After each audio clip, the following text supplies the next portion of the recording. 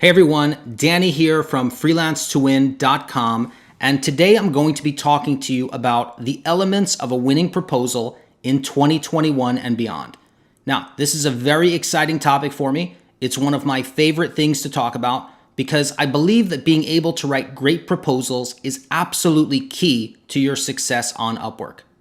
Now, first and foremost, let's briefly go over what you're going to learn in this presentation. 1.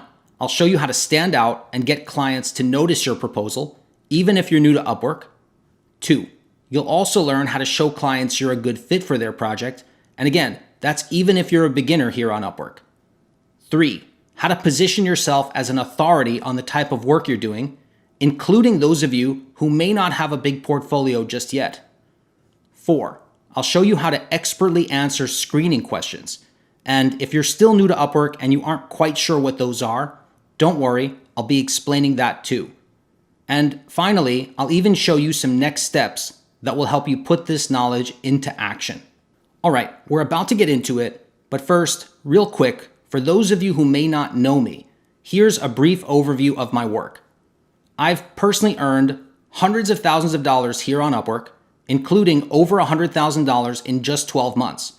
And I don't say that to brag, but just to let you know that I'm no stranger to this stuff. My work has also been featured by many major publications, including Inc., Bloomberg, and many others.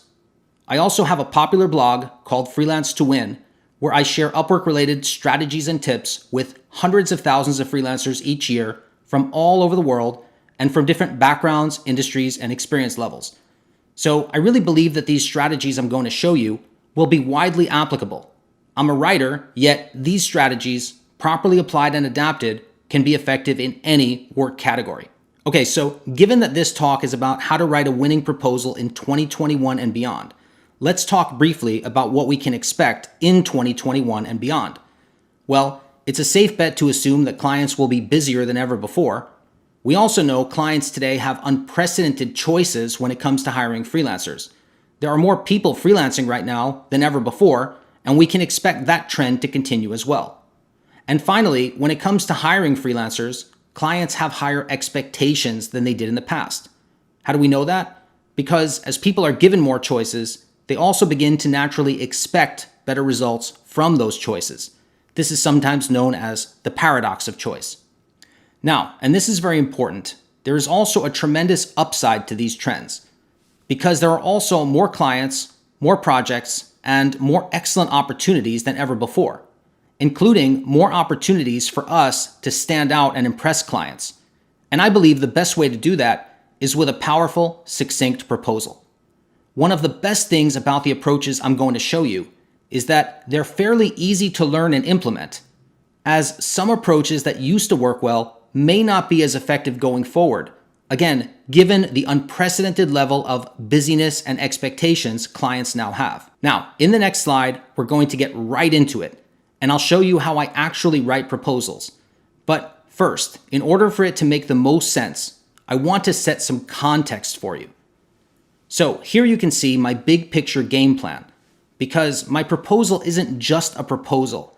It's actually a part of an overall process I have for acquiring new clients here on Upwork. Specifically, my proposals are not designed to be deal closers. In other words, I'm not trying to get hired off my proposal alone.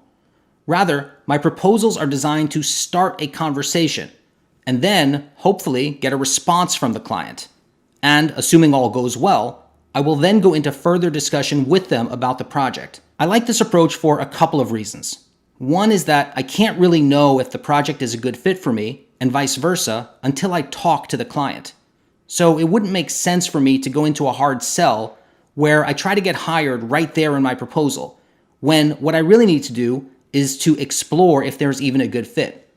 And the other reason I like this approach is that it's really a modern approach in that I'm able to keep my proposals very succinct, very streamlined, which works nicely with those conditions we discussed earlier of clients being busier than ever, having more choices than ever before, and so on. All right, now let's talk about the specific elements of a winning proposal. You can see I've broken it down into just 3 basic elements. 1, a brief introduction. This is going to be your icebreaker, something that draws the client in so they read the rest of your proposal. The second element, proof that you can do a great job for the client, this is going to be the real meat of your proposal, the part that really makes the client say, wow. And three, a clear call to action, which is a simple way to prompt clients to respond to your proposal, which again is the main goal of my proposals. Now, let's dive deeper and take an in-depth look at each element, along with specific examples and guidelines for how to put them into action. We'll start naturally with the first element, a brief introduction. First, let's break down the goals of your brief introduction. So, of course, we want to get the client's attention. Very important. But we also want to start building rapport. We're really trying to make a connection. And finally, and this is an underrated one, we want to show the client we read their job post. Because a lot of freelancers, believe it or not, don't do that. They may copy and paste a generic proposal that really has little or nothing to do with the client's actual job post. And the client is going to wonder whether the freelancer even read the job post before applying. And in many cases, it seems like they did not. So showing the client you read their post is a small gesture that can actually go a long way. So those are the main goals we're trying to squeeze out of this brief introduction. And I've got a couple of simple, elegant ways to do that only take a few seconds to implement. Okay, so the first is something I call the personal connection introduction. I'll show you examples in just a second, but basically, the personal connection introduction is a spontaneous statement that's unique to the client or situation. Think of it as a kind of conversation starter. For example, it can be a genuine compliment, a statement of empathy, talking about something you have in common, or really anything along those lines. Here you can see some real examples.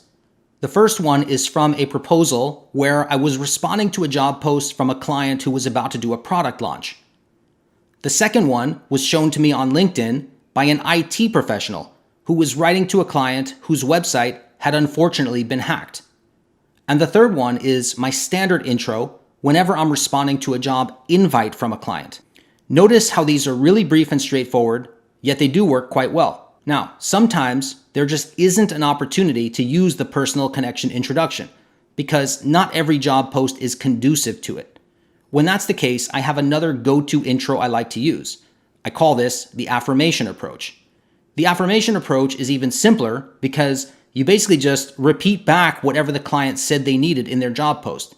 In addition to being simple and easy, it takes just about 10 seconds to do, it's also universally applicable. Unlike the personal connection, you can use it in any situation. It's not quite as powerful as the personal connection intro, but it is a solid backup. Okay, now here you can see some examples of the affirmation approach in action.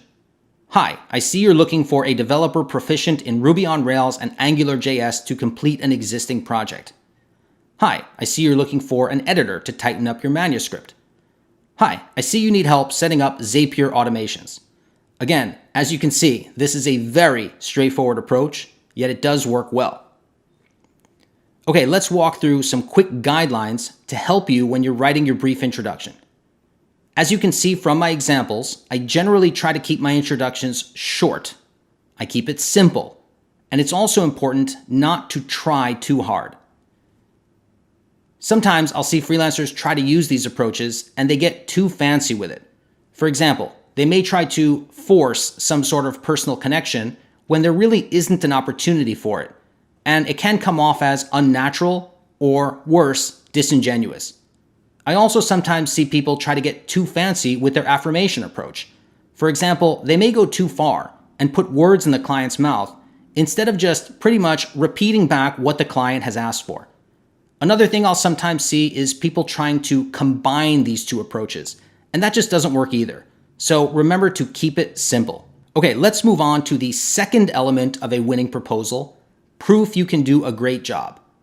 The best, most effective way I know of to do that is to show clients one or more relevant examples of your work right in your proposal. Showing an example of relevant work is so powerful for several reasons.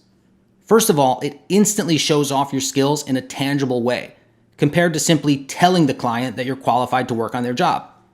It also alleviates one of the client's biggest concerns, because clients are always wondering, can this freelancer do a good job, not just on any project, but on my project in particular? And so when you show them an example of your work that's relevant to their needs or similar to what they need, it's almost like letting them look into a crystal ball and predict the future, because they can see the result you achieved on a similar piece of work. And finally, showing a relevant example of work helps you stand out, because in my experience, most freelancers don't do it. So the client will really appreciate seeing that relevant work example from you, especially if they've already read through a bunch of proposals that did not contain one. Now, sometimes when I talk about this subject, people will put up a little protest. They'll say, "But Danny, I'm new to Upwork," or "I'm new to freelancing altogether, and I don't have a big portfolio to work with." And to that I say, first of all, the work you show does not have to be work you've done for clients on Upwork. In fact, it doesn't even have to be work you've done for clients at all. It can be something you did for a friend, relative, a nonprofit, or it can even be something you just did for yourself, even something you did for fun, or just something you did for the purpose of building up your portfolio. Yes, that is allowed. For example, last year I noticed there were lots of jobs being posted for copywriters who could write landing pages for apps. So I looked through my portfolio, and guess what? I'd never written a landing page for an app before. So can you guess what I did? I wrote a landing page for an app. I came up with the idea for an app, and I wrote some landing page copy about it. The app does not actually exist, at least not outside of my own mind, but the landing page copy I wrote is very real, and I used it to get quite a few jobs. So this is really something anyone can do, and you do not need a big portfolio to pull it off. Another thing some people will say to me regarding showing a relevant example of work is they'll say, "Danny, I can see how this would work for creative types, like writers or designers, but I'm neither of those things, so what should I do?" And my answer to that is, I have helped freelancers in just about every category of work imaginable, and I have yet to discover a profession where it is not possible to show clients a tangible, relevant example of your work. You can see a few specific examples on the screen here, and there are many more examples. I could spend all day making a list of them, but this should at least spark some ideas for you. So, for example, a social media manager can show screenshots of posts that are relevant to what a client is looking for. A marketing professional could create a marketing funnel and show that to clients. I once saw a lawyer here on Upwork who cleverly showed clients examples of contracts she'd worked on, and of course, she removed any personal info from those, but clients were able to physically see her work, which was great. An Excel specialist could do something similar to that, except of course with spreadsheets. A proofreader can show before and after examples of their work, and on and on. The list of ideas is truly never ending. So, by this point, hopefully I've convinced you of the power of showing relevant work examples in your proposals. Now, let's talk about how I do it. First of all, I do not just tell clients to check out my portfolio. Instead, I actually go ahead and pick out 1 to 3 of my most relevant examples for them.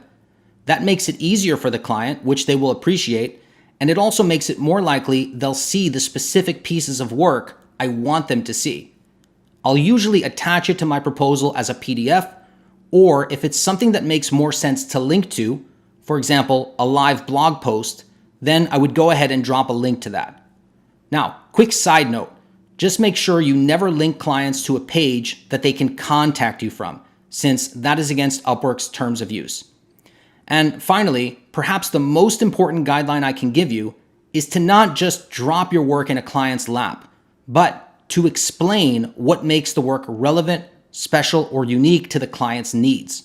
I call this process tour guiding clients through your work. Okay, here you can see a proposal I wrote that got me an excellent client, by the way, and you can see how not only did I include a relevant example of work, but I actually used a significant portion of my proposal to tour guide the client through that piece of work.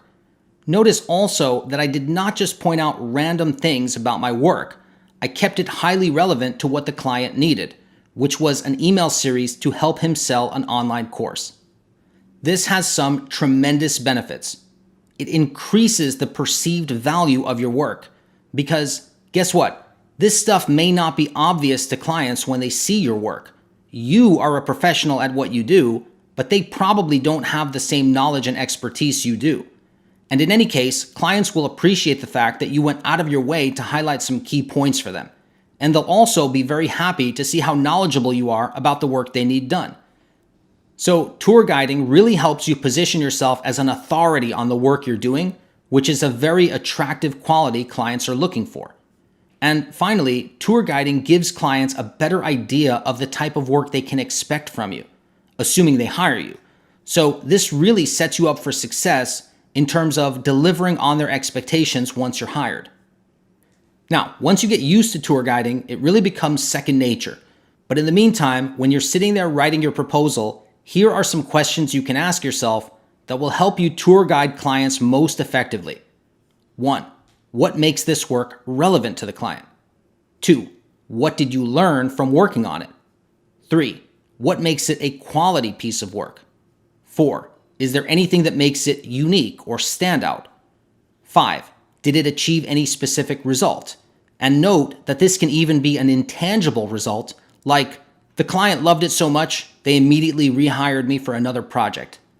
And finally, did someone else say something good about it? If so, you can use that as a testimonial for your work. Please keep in mind, these questions are only intended to spark your imagination.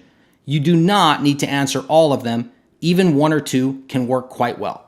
Now, with everything I've just told you, if, for whatever reason, you are really, truly, absolutely unable to show a client a relevant example of your work, but you honestly believe you are qualified to work on their project anyway, I'm going to give you an alternative strategy for writing a proposal in that case. However, please note that this is not ideal, though it is something I may do from time to time. And so what you can do in that case is to talk about a relevant work experience instead. Again, it doesn't work as well, and there is a bit of risk involved because it lacks that glimpse into the future aspect we talked about earlier, because the client isn't seeing a completed piece of work you've done, so they really don't know exactly what to expect from you if they hire you. So I consider this approach to be somewhat advanced, and you should really only use it if you're extremely confident that you can do a great job for the client if hired. With that said, in the right situations, it can work quite well. And here are some ways to do it. You can tell a story about your previous experience or about a relevant piece of work you've done. You can talk about a result you've achieved or helped someone else achieve through your work. You can use a testimonial to back up your previous experience. And these last 2 bullets, now notice that I've bolded these because I think these are really key if you're going to use this approach. And these are sharing your knowledge or expertise and offering 1 or more helpful suggestions for the client's project. And by that I mean preferably specific suggestions for their situation and goals. And I really like those last 2 bullet points especially because they do give some of that glimpse into the future aspect to your proposal, because at least clients can see your thought process, how you might approach their job.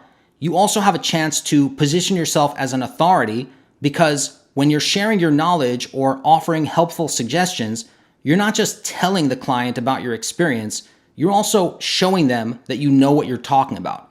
And by the way, even if you do show a client a relevant example of your work, you can also combine that with any of the approaches on this screen to make it even more powerful.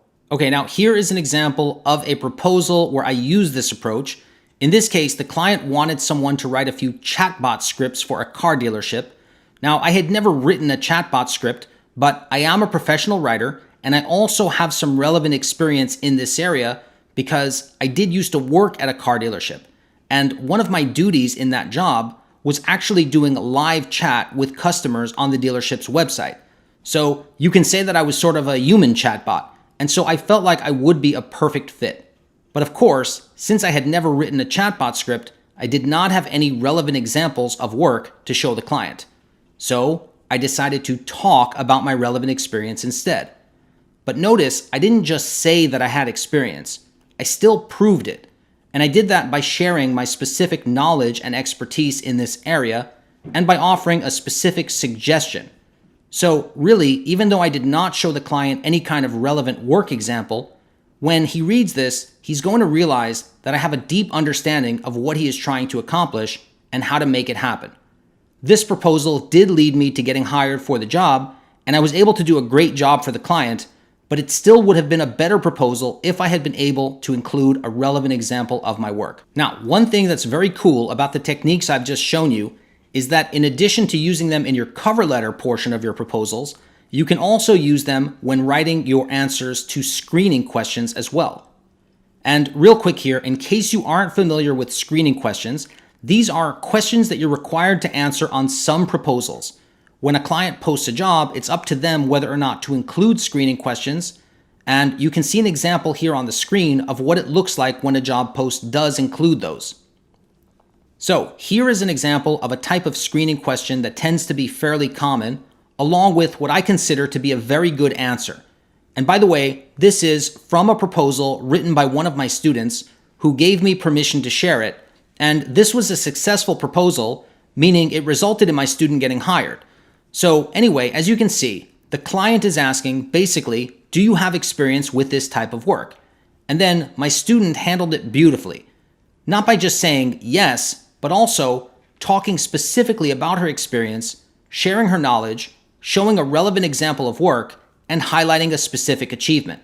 Here's another example, again from one of my students, who also ended up being hired for this job. And this one is a bit different. You can see that in this case, there's a personal connection introduction, which is a pretty neat way to answer a screening question. She then shares her knowledge and shows her expertise, while also highlighting relevant work experience. Really excellent stuff. Okay, moving along. Let's dig into winning proposal element number 3, a clear call to action. A call to action is simply a way to end your proposal in a way that prompts clients to respond. So instead of just hoping they'll respond, it's better to actually give them a little nudge that will make it more likely that they will respond. Now, there are 2 ways I usually do this. One, I may ask a question about the project, which, when done right, will prompt the client to write back to me. And the other approach I may use is that I may invite the client to a brief call to discuss the project further. Now, this is one of the easier aspects of writing a winning proposal, but there are still a few important details to pay attention to in order to get this right. First, let's quickly go over the benefits of using a clear call to action. We've already discussed one of these, which is simply that it makes it more likely clients will respond to your proposals. But there's more. If you use a call to action in the way I'm going to show you, you'll also be moving the conversation forward, which is exactly where you want it to go. I hear from a lot of freelancers who maybe write a good proposal and may even get some responses, but they often tell me that the conversation never seems to go anywhere. That's because you need to move the conversation forward. You can't just wait and hope the client will do it. And a clear call to action is very helpful in doing that. And finally, the 2 types of call to action I just showed you, either asking a clarifying question or inviting the client to a call to discuss the project in more detail, notice how they both convey your interest in the project. And this is a very good thing because clients like it when you're interested in their project. In fact, all else being equal, the freelancer who shows the most genuine interest is the one who's most likely to get hired. So here you can see a very simple example of how I successfully put this approach into action by asking a simple, clarifying question that the client then responded to very quickly. In this case, I didn't want to go straight for the call because while I was potentially interested in this job, I really needed to know a little more about it before committing to a call. And again, it ended up working out very well. Some quick guidelines that can help you with your calls to action. First of all, I usually use just one call to action per proposal. I either ask a question or ask for the call, not both. Similarly, I also usually limit myself to asking just one question. Remember, as I mentioned earlier, I'm just trying to start a conversation and I don't want to overwhelm the client with tons of questions. Though some people have told me they do well with several questions, so of course, you should always feel free to go with whatever works best for you and don't be afraid to try different things. Now, when I do ask clients a question, I want to make sure it's not something arbitrary. Questions should aim to clarify one or more aspects of the job. And I like to make it something that's fairly easy for the client to respond to. Recall my question from the previous slide where I simply asked the client what he was going to be selling. Okay, so let's just do a quick recap and take a bird's eye view of the 3 elements in action. Notice again how I begin with a simple, brief introduction. From there, I move to sharing a relevant piece of work I've done to prove that I can do a great job. I also tour guide the client through the work, explaining why it's relevant and talking about its key points that I know he'll be interested in and that show my expertise and, of course, that highlight the quality of the work. Finally, I end with a clear call to action, in this case, a simple, clarifying question. Best of all, this proposal took me just a few minutes to write, and it resulted in a win for both myself and the client. Now, one thing you may have noticed is what my proposals generally do not contain. Specifically, I usually do not discuss details like timeline or scheduling. I generally do not offer to do the work. For example, some freelancers will say, I can start on this right away. I don't do that because I don't really know if there's a good fit yet at this point. I mean, I may suspect there's a good fit, but I don't really know until after I talk to the client. So I'm not going to go into nitty-gritty details about scheduling and other kinds of fine print items in my proposal. And this has a secondary benefit of keeping my proposals succinct. They've got stuff in there that clients love without bogging them down with details in this preliminary phase. Once I get clients on a call, if I feel there's a good fit, then we discuss the fine print when it's more appropriate to do so.